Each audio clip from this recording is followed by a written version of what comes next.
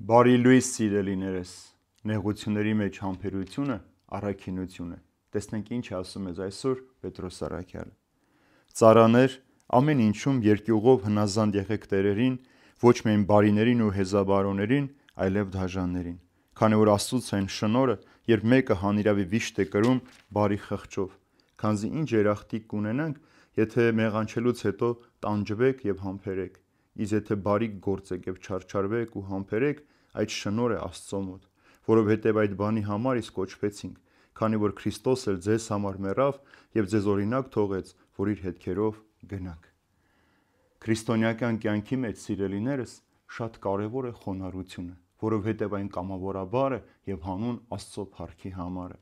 Տեսեք, այստեղ հրահանգ է տալիս ծառաներին ասելով առաքյալը, որ ոչ միայն բարիներին ու հեզաբարոներին, այլև դաժաններին խոնարհ եղեք, որովհետև որ դու բարի քեզ գործում ու հալածվում ես, դա շնորհ է եւ շատ կարեւոր դու գիտակցես, որ դու մեղքի պատճառով չես հալածվում։ Մեր կյանքի մեջ երկու տեսակի նեղություններ, դժվարություններ կան։ Նախ մեկը մեր անձնական մեղքերի պատճառով եւ երկրորդը երբ ուրիշներն են մեզ այդ ցավական վիշտը հասցնում։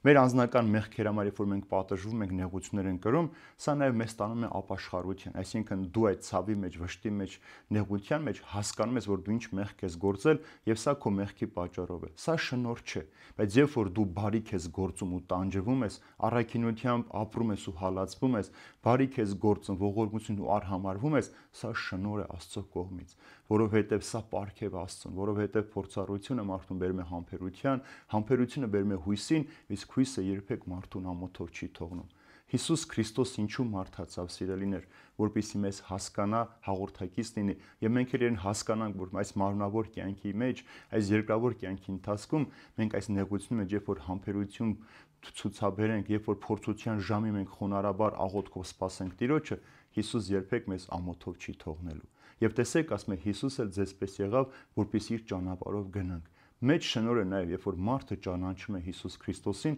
եւ քայլում է այդ ճանապարհով։ Դու կարող ես ամեն օր նեղություններ կրել քո մեղքերի, քո սխալների համար, քո ընթացքի համար, քո քաղաքական հայացքների համար, քո հոգեվոր հայացքների համար, բայց այս ամենը կարող է չլինել Աստծո փառքի համար։ Բայց երբ որ դու գիտես խոնարհվել անգամ դաժաններին եւ համբերել հանուն Քրիստոսի, այդ ժամանակ մեծ շնորհ է, ինչպես Պողոս առաքյալն ասում, երբ որ մենք այս երկրավոր կյանքի ընթացքում մասնակից ենք Քրիստոսի նեղությունների ու չարչարանքներին, գալիք փառքին էլ մասնակից պիտի լինենք։ Այն ինչը որ Տիրոջ անվան համար դու կրում ես, այն ինչը որ Տիրոջ համար դու համբերում ես, անպայման պիտի փոխադարձ ստանաս, որովհետև Տերը միշտ խոնարհներին այցելում է, միշտ մաքուր ու ազնիվ սիրտ ունեցող մարդկանց օգնության է հասնում։ Իր ժամանակին, երբ որ Տերը գա, այդ ժամանակ մենք պիտի գտնենք։ Երբ որ մենք կարդում ենք Ավետարանի մեջ Աղքատ Ղազարոսի առակը, տեսնում ենք, որ մեծահարուստին ահայր Աբրահամը պատասխան ասելով դու քո բարիքը գտար քո հաճույքների մեջ, իսկ այսօր այստեղ